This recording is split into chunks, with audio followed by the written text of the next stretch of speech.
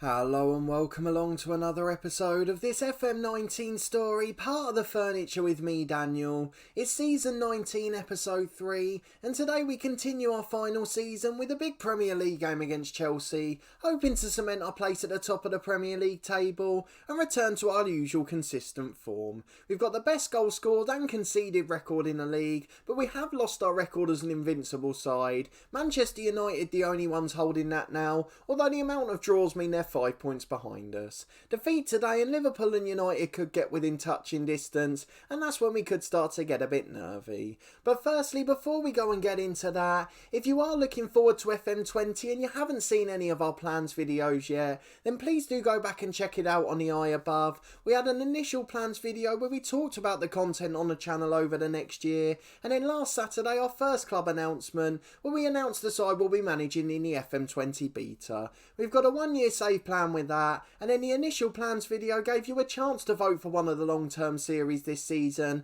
so please do go back and have your say, as I hope you're looking forward to it as much as I am. But back to today, we've still got a lot of this last season to focus on. We're trying to create a legacy by winning as many trophies as possible. If you haven't seen the first couple of episodes from this season yet, they certainly have been eventful for one reason or another. There's also been a moment in history there, so please do go back and check those out too.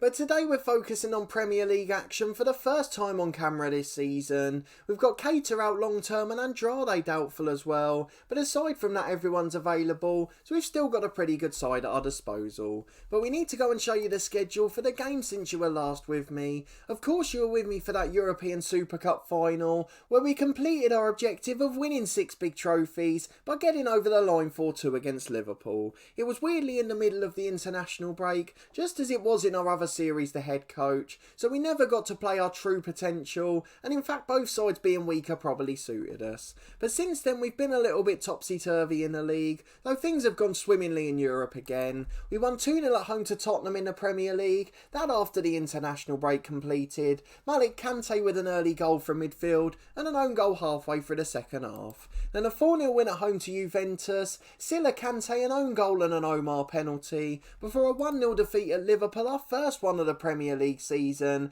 Kasepa with an early goal to number 10, a player we looked at signing briefly in the summer. Then our reserve side won 3-2 at Bournemouth in the Carabao Cup, and Singian and Andrade brace, who was making his way back from another injury in that one. And in a comfortable 3-0 win at home to City, Andrade scoring yet again, and Boubacar Silla with a brace off the left. An exciting 6-0 win followed at Spartak Moscow, 3 of the goals coming in the last 5 minutes, and 4 in the last 10 in fact. It was a tight game and 1-0 at half-time courtesy of Yeladian. He added a second just before the hour mark, and then McDonald, Andrade, Brune and Wagner with late goals, making it look like an absolute riot. Then more drop points followed away at West Brom, I'm afraid, and look who scored the 2 goals for them. Nicky Carter, who we contemplated signing on the left wing, and Tariq Apoku, our former third choice striker. They got West Brom back on level terms after another Yeladian brace, and unfortunately away from home in the Premier League, we have been in a little bit of sticky form. Our next game away is Brentford at the start of November, so fingers crossed we'll be able to do better in that one. But the last 2 games have been at home and we've been back to form in those. A 2-0 win at home to Leicester, Andrade and Omar with late first half goals, and then 2-0 at home to Schalke as well. Late goals winning the day in that one. Yilmaz with an OG with 7 minutes remaining, and then Lauren Brune scoring a late one too. So today at home to Chelsea, yes we're missing a couple of key players, Alex Andrade of course being the key one, as Grassi is struggling to get going again, and we've got a chance to rest everyone in midweek against Stoke, the Carabao Cup very low on our list of priorities. So let's go and have a look at the fixture, see if we're favourites for this one. We're top of the league, so I'd like to think so, and we are actually pretty heavy favourites, to be fair to the bookmakers for this one. Gusty conditions which won't suit us, trying to play short football on the floor, and I'm sure Chelsea will go a little bit more direct, as they have done in recent seasons against us. We've got Michael Oliver refereeing, and he's already given out 3 red cards this season, so that's something we've got to be careful of in this early kick-off, particularly with a couple of players unavailable. The youngster James Smith makes it on the bench, that's because of the injury up front, but the rest of the lineup's pretty familiar now. You can probably name most of the players off by heart. So Stojanovic in goal as the sweeper keeper, Cura Kura and Wagner the fullbacks. They've got brilliant relationships with their wingers now, and you'd expect them to as they're now nailed on as first choice. Hole and McDonnell in the middle as Nsingi still throwing his tantrum. Bacanes in the holding role with Omar and Kante, and then Yaladian and Silla on the wings, with Gracia up front on his own. We're relying on the wingers for goals today, as Gracia started the season awfully again, so fingers crossed he'll either find some form, or at least assist the wingers' chances. So let's go and get into it and see if we can get over the line. At least we've got an extremely solid defence, and hopefully they'll continue to prove that today. It's a 4-3-3 for Chelsea. They've matched us up in terms of formation, got a really strong central midfielder in Cordellini, and their two wide men have caused us problems in the past. Hayward, the number 9, is normally up front, and Green plays off the left. He's the skipper for them now, and of course he's scored so many goals against us in the past, he's probably really looking forward to this game. I've not heard of the striker up front, Ehlers. I don't remember him playing too much for them. 26 years of age, he only joined last summer, but he's an elite level striker who's come from PSG, and he was scoring nearly a goal a game for them and wasn't doing much worse at Bayern beforehand. So another top player, and they've certainly got a better striker than us. We really need Gracia to prove himself in this one. He was a hero towards the end of our Champions League run last year, as we asked the lads to pick up where they left off, but again it's only the defence that are motivated, as Gracia's had a sluggish start to the year this time. Omar finds Bacanes from the kick-off, as we look to get on the front foot very early on, but Silla loses the ball with just 5 seconds gone, and the highlight ends without any danger.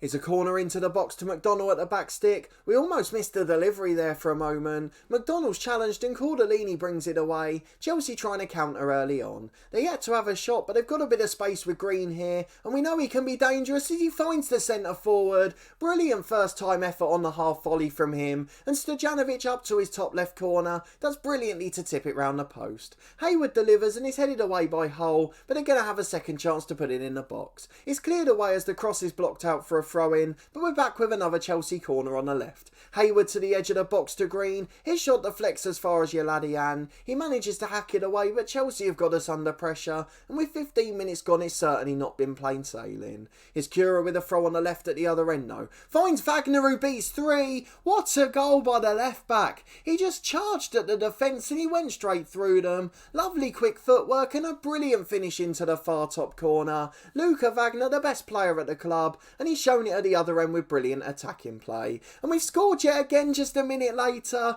I didn't even have a chance to explain it. The cross came into the box to the back post from a free kick. Yaladian gets a little bit on it and he falls for Torquay hole 2 yards out. Chelsea were trying to play the offside trap and they got it completely wrong as Hull was left unmarked and he fired it into the empty net from 2 yards. We're now attacking again with Cura on the left. Long throw back into Wagner. Tries to shoot but this time it's not so good and he's cleared away as far as McDonnell. Kante and Hull keeping it halfway in the Chelsea half. Omar plays it to Hull again. He finds Silla on the left wing. We just need that pass to unlock the Chelsea defence. Kante finds Yaladian 30 yards out. He finds Omar who can shoot here. It just opened up for him on the edge of the box and Gomez gets down to tip it wide to his right. Omar will take the corner himself, an outswinger from the left. Hull wins the free header at the back stick and is straight into the arms of Gomez. All of our 6 shots have been on target. Really brilliant clinical edge from our side and we deservedly have a 2-0 lead, although Yaladian's won it back high up the pitch again.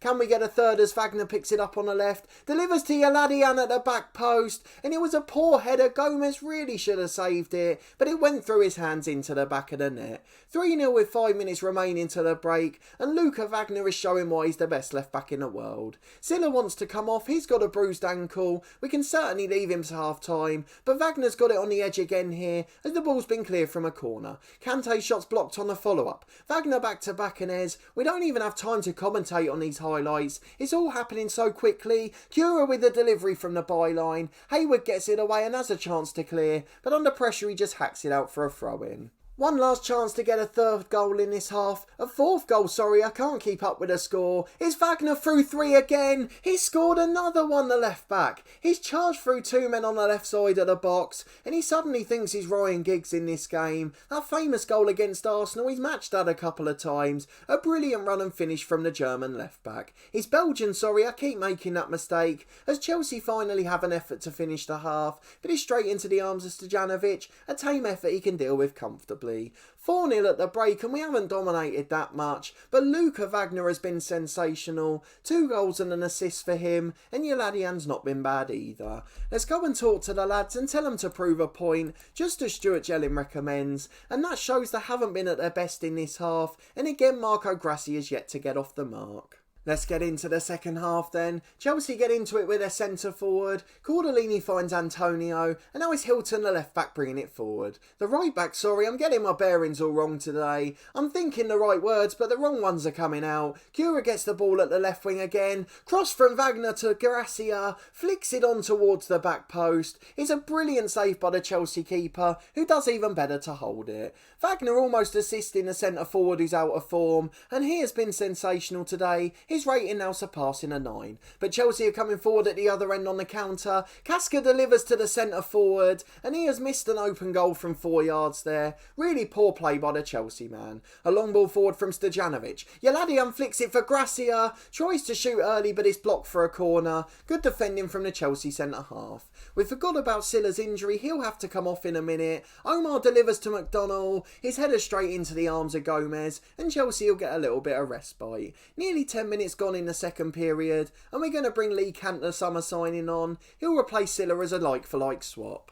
Almost an hour gone, it's Camp with a delivery from the left. Green knocks it down, but it's not really away. Yeladian shoots from the edge just over, and it's still 4-0, but we're still on top. An hour gone, and this could be a chance to bring on the young striker. The wonder kid we signed for a little money from Aberdeen. He's really done well in his couple of years out on loan, and I think this time could be the perfect to introduce him. Cordellini's got it 25 yards out for Chelsea though. A couple of efforts which are blocked, and it's fallen to him 30 yards out again, but he chooses to go back to the centre half. So I'm not going to wait any longer. Grassi is replaced by James Smith, and what a chance it is for the young centre forward. Hopefully he can nick himself a goal. It would just cap off the perfect day at home to Chelsea. The Torquay fans are having a wonderful time. Yeladian gets a knockdown from a long throw. They've caused trouble all day as well. Wagner's shown for them and he's done brilliant with his delivery. Now above a 9.5 for the match. Just under 20 minutes to go and it looks comfortable again, so I'm going to give Omar a rare rest. Laurent Brunet's on the bench and he's a good young player too, so he's going to come on to make a Premier League appearance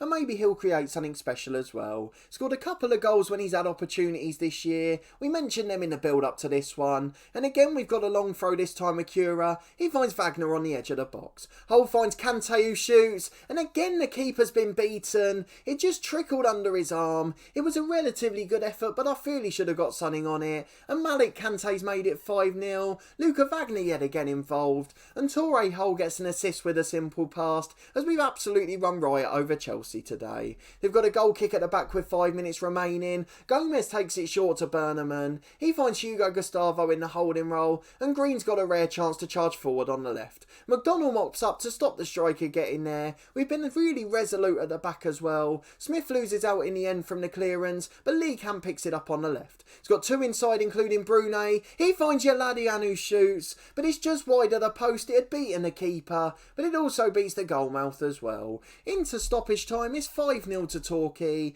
and this is one of the best performances in our 19 years in charge. Casca with the ball at left back for Chelsea. A chance to come forward and get a consolation. I'd really be disappointed if we lost our clean sheet now. We've been solid all game and just need it for 1 minute more. Gustavo out to the right hand side to Cecchini. Lee Kant's fighting back to do the closing down. Hugo Gustavo gets it wide to Hilton. Chelsea keeping possession nicely. They don't really show any intent to go forward. They're just looking to stop the rot at the moment. I think they're happy with 5 and just want the whistle to go, but the referee's determined to play out the stoppage time. Ehlers, the centre forward, holds it up. He finds Casca, the left back. Cecchini was unmarked 6 yards out, but he's headed it wide again of the open goal. 2 clear-cut chances Chelsea have missed, although that one's not been counted on the statistics. His Baccanes in the holding role to Brunet. Out to Kant on the left-hand side. Just 5 seconds left as Kante gets it to Yeladian. A chance to deliver, but the whistle goes too early. A brilliant 5-star performance from Torquay,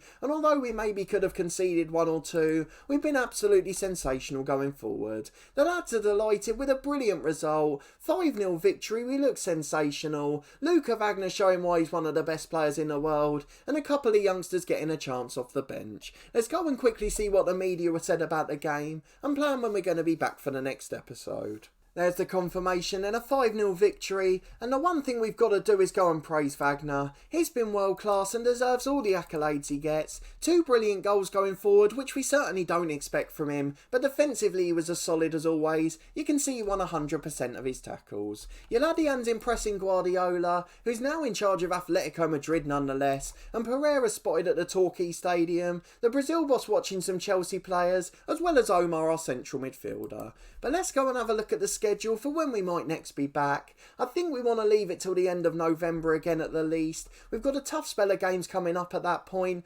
Juventus away in the Champions League could be crucial, although we're already on 9 points, so we may well be through at that point and fighting for top spot, so if it becomes important we will come back for it. If not, we've then got some tough Premier League games coming up. Arsenal at home, Everton away and Manchester United at home, all traditionally sides competing for the top 6, so we'll see which one are closest to us at that point. If United are still invincible, we might wait for that one. Otherwise, we could come back for the Arsenal game, the side that have often been our closest title rivals. But if you did enjoy this episode and that brilliant performance against Chelsea, please do put a thumbs up on the video. I feel like we come of age in that one of the best performances in our 19 and a half years in charge, and that's what we've got to create at the end of this last season, is a legacy in the way we play and the results we achieve from it. Let me know in the comments what competitions we should focus on most. For me, retaining the Premier League would be a really huge achievement, and I want to ensure domestic dominance, as it's obviously going to be harder to do that in Europe. Subscribe to the channel for daily FM19 content from this Torquay United story. It is of course the final season before the release of FM20, where we'll have daily content from that game too. We'll have 5 episodes a week from our One Club story, which will be announcing the club we'll be managing on Saturday, and then 2 episodes a week from our beta series, which we announced the club will be using last weekend. There's also 2 episodes a week from my Cricket 19 career, earlier today on Tuesday at midday, and then on Saturday at midday as well. And then our Snooker 19 career continues on Fridays at 4:30. We're in the last few weeks of that one as well, as we try to finish in glory by winning the World Championships. We'll have action from every round as we try to reach the final, so come and join us to see how we're getting along in that one. But a massive thanks for watching this one as always, and your continued support of the series and channel. I really do appreciate it, and I hope to see you next time for another important episode as we try to get a grip on the title race.